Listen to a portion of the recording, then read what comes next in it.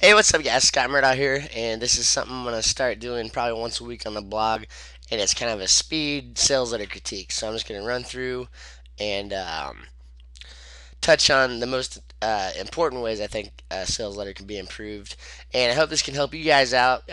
So you might be making some of the same mistakes in your copy, or maybe just learn a new thing about copywriting. So let's just jump right into it.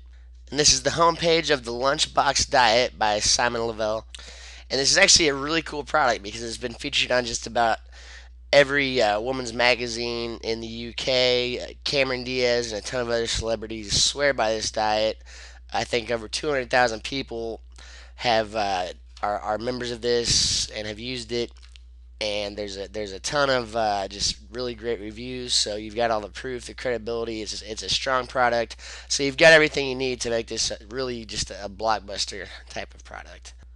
Okay, this is supposed to be a squeeze page, meaning the only thing you want people to do is to put their name and email in. And you've got external links to Facebook. You've got all these navigation links up top, affiliates, contact. So you have a lot of links on the page. The only way they should be able to leave this page is by going and clicking step two. And you're also wasting a lot of really valuable real estate here. These are good for credibility, but the headline, the world's first super diet has arrived. The headline's pretty product centric. It doesn't really give the reader any benefit or much of an incentive to watch the video or to sign up. It'd be like if I said the world's first super making money online course has arrived. That doesn't tell people anything, and it's not going to suck them in. So if you're set on using video here, then the headline should really be a call to action to watch this video. And the video is pretty good. I've watched it. So maybe a headline like "Watch the video below to find out why Elle magazine calls the Lunchbox diet the best diet they've ever seen," or why Cameron Diaz swears by it, or use some of your credibility and get people curious to watch the video. And you might want to actually, I definitely would consider testing bullet points here instead of a video, and also some kind of a lead magnet, something to ethically bribe them to opt in and continue to step two. And then you can say get started now free, and free is a pretty powerful word depending on how you use it on a squeeze page. Now you've got kind of a long squeeze page here, and that's not always a bad thing, but generally a lot of the time a shorter one's going to do better. But yeah, I'm on a big browser here too. Also, I would imagine on a smaller, or I mean a monitor. I would imagine on a smaller monitor that this is probably below the fold. So I would get rid of all this stuff up here. I think that'd have a huge boost in your conversion rates on this page, and everything else I said. So let's take a look at the main sales letter. One thing that immediately strikes me when I see your sales letter is Simon's sale ending today. Well, if you're primarily email marketing to your prospects and they're coming to this site more than one time, which is kind of the point of having an email list anyway, and they see this every time they visit the site, you're just destroying your credibility with that. So you need to think of a better way to inject some scarcity into it without compromising your integrity to your customer base, because people will notice that when they come back the next day and the sale's still ending. So okay, onto your headline. I don't think it's a terrible headline by any means. I'm not a big fan of talking about the refund, at least in this case, early in the copy, because you're telling people that you're selling something, obviously. So you want to get them curious, and really your headline, uh, its only job is to get them reading the next sentence, or in your case, watching your sales video. Now, the where I was talking about the selling today, this area might be good. It might be a good place to put in those covers and other proof elements, so you have proof right there, right on the page, right when the first thing they see. This whole image here, where it says "repeat after me," the font's hard to read, and I don't know. I guess it's sort of a mantra. But I don't think it does a whole lot to move the buyer through the sales process. So I would delete this completely. So then the first thing up there would be your video. So this is just off the top of my head and without really researching this market. can't really do it justice. But a headline like find out how top celebrities and hundreds of thousands of women around the world are losing 14 pounds in 2 weeks with this weird or crazy new way to eat. Something along those lines. Because what I want in this headline is the credibility and specifics. It could be 12 pounds in 2 weeks or something like that, and they can find out by watching the video, and that would get them into the video. Okay, your video itself, you come off as very charismatic and enthusiastic, and that's a good thing. And I think the video is good. I would get rid of the player controls, and at least, at the very least, where it shows how much time is remaining, because people will just hover over the video here and see I'm not, they'll see the 8 minutes and think I don't have 8 minutes to watch a video. So if you want them watching it, I would get rid of at least the where it shows how long the video is. Okay, here I introduce yourself from Simon Lavelle, personal trainer to give a little some credentials about yourself. So you're speaking directly to the reader, and also so they know who you are if they decide to skip the video, because a lot of people will. And as a rule of thumb, your sentences in your deck or lead copy should be really short. And the reason is they're less intimidating to read. And once people start to read, it's hard for them to stop.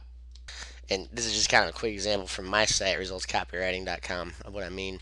First thing I say, do you really need, the first sentence is 5 words, and then the next 3 paragraphs are all one sentence each. And there's a reason for that, and that's to draw people in, because on a long sales letter they can be intimidating.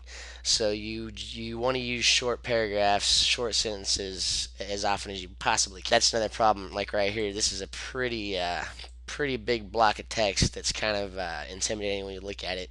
It makes it hard to read, and you always want your copy to be as easy as possible for people to read.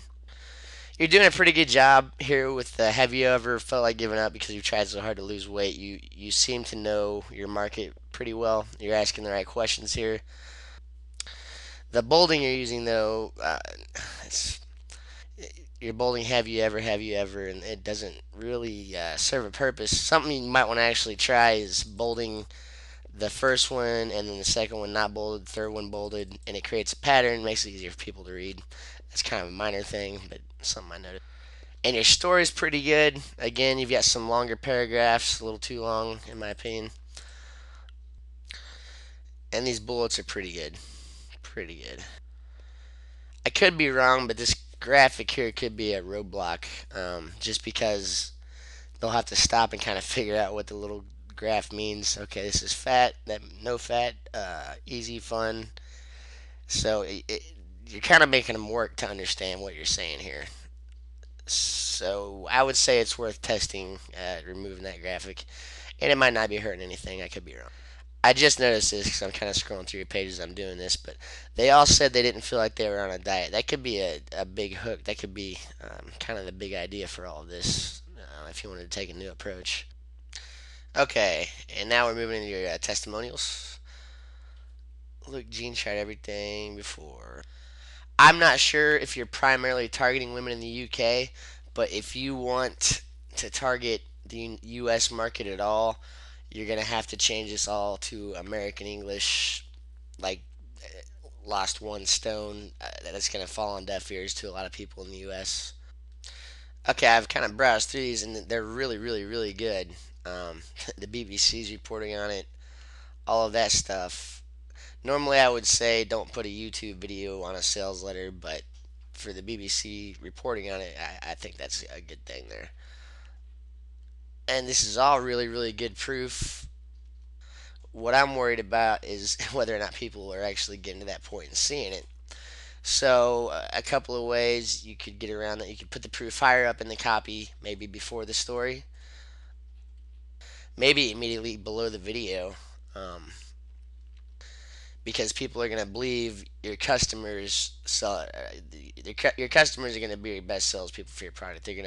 People are going to believe what they're saying 100 times more than what you're saying to them. So yeah, you've got great proof. I'd get it higher up on the page. Um, and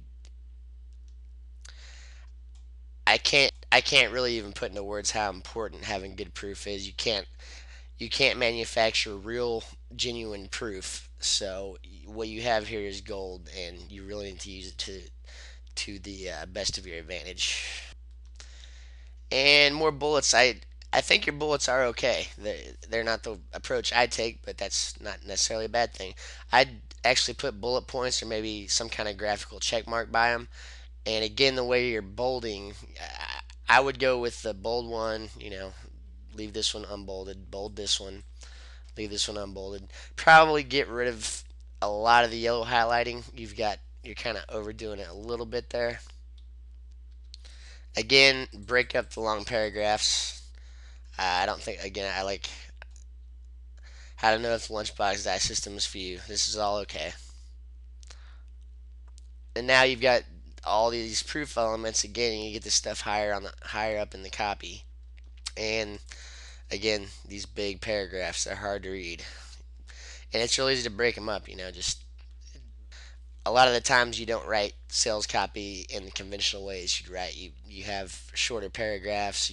You create new paragraphs where normally you wouldn't if you were writing, say, a book or an essay. But with sales copy, you want it to be really, really, really easy to read. This is the third video on the page.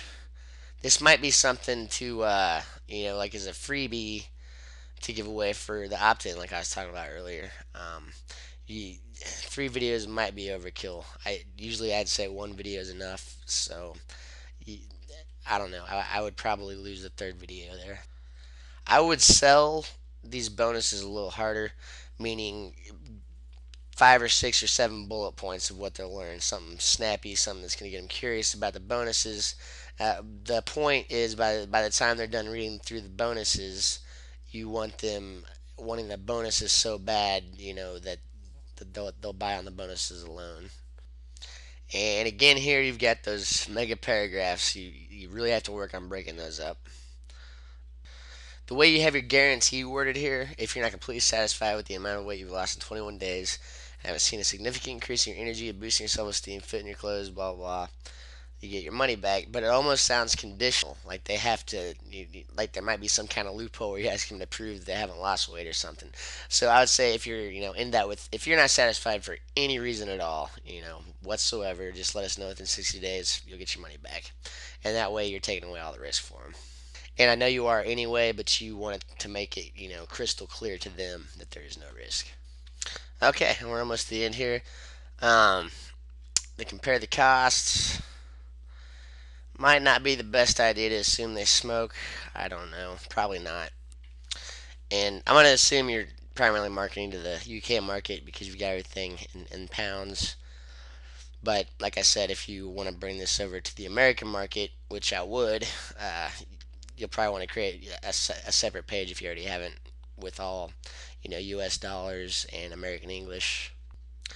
One thing I try here, you have the one payment option or you have the trial option.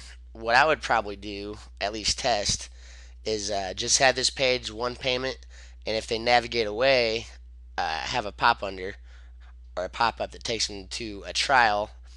And here's a big hint for you: ClickBank. If you talk to them, just email them. Uh, Generally, you can get a $1 trial. So even from $4.95 down to $1, I've seen that just really, really help out conversion rates. I've done that for a couple of clients of mine. Okay, in your PSs here, I would include every bit of proof and credibility that you can. Talk about the results that are on this page. Talk about the magazine it's been featured in. Talk about BBC. I do that all in the first PS. And then after that, I would talk about the results they can expect, what happens if they don't act today, and also the fact that it's 100% risk free. But one problem I have is that you keep going, and people tend to scroll all the way down to the bottom of sales letters. Again, this is more good proof and credibility, and I would use it, but I would use it up higher. So, but since they have to scroll so far, they'll miss your PSs and the bottom of your sales letter. This is almost as prime real estate as your headline and lead area. People, this is going to get high readership, so you want to take advantage of it. So I would use the PSs here, followed by order link. But overall, yeah, man. I mean, it looks good. It could be better. I know it's doing pretty good for you, and I hope if you make some of these changes that it can do a whole lot better for you. And Simon, I really appreciate you letting me go through this for you and sharing it with my blog readers. So, good luck with it, man. It's a great product, and I'm sure you're gonna do very well. Thanks a lot. Bye.